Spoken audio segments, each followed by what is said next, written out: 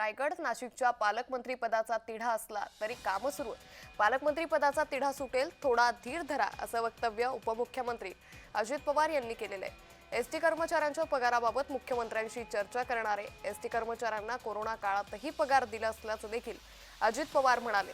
तसेच गर्भवती मृत्यू प्रकरणी तिसरा अहवाल येणं अजून बाकी आहे। तिसरा अहवाल आल्यास कारवाई करणार असल्याचं अजित पवारांनी पुण्यातील दीनानाथ मंगेशकर रुग्णालयासंदर्भात वक्तव्य केलेलं आहे। त्याचबरोबर धर्मादाय रुग्णालयातील निधी पुजाला ठेवलाय का? उपमुख्यमंत्री अजित पवारांनी महात्मा फुलेंच्या जयंतीनिमित्त त्यांना फुलेवाड्यात येऊन अभिवादन केलंय। जरी नाशिक रायगडचा तिढा सुटलेला नसला तरी काम चाललेलं आहे।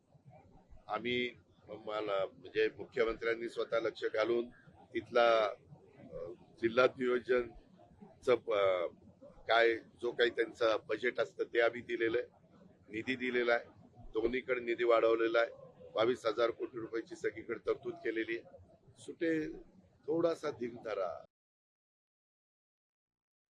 सर्वसामान्य माणसांना पब्लिक सर्व्हिस ट्रान्सपोर्ट ही किफायतशीर दरामध्ये तिकिटाचे दर असले पाहिजे आणि त्याच्यामुळं तशा प्रकारचा प्रयत्न सगळेच सरकार करत असतं आणि त्यामध्ये आमचाही प्रयत्न तोच आहे।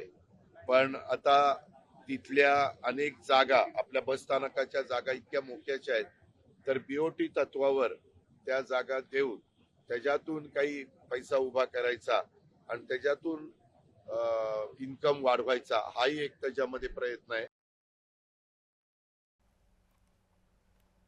त्या संदर्भामध्ये तिसरा अहवाल आल्यानंतर शासन योग्य तो कारवाई त्या बाबतीमध्ये करेल।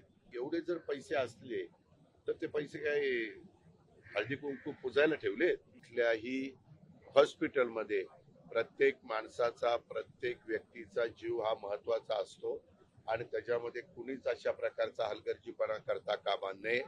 त्यामध्ये आमचे आता सार्वजनिक आरोग्य मंत्र्यांचं मध्ये स्टेटमेंट तुम्ही ऐकलं असेल की वैद्यकीय क्षेत्रामध्ये 2 पैसे कमवण्यापेक्षा एक सेवाभावी वृत्ती ही लक्षामध्ये घेऊन सगळ्यांनी वैद्यकीय क्षेत्रातल्या मान्यवरांनी काम केलं पाहिजे।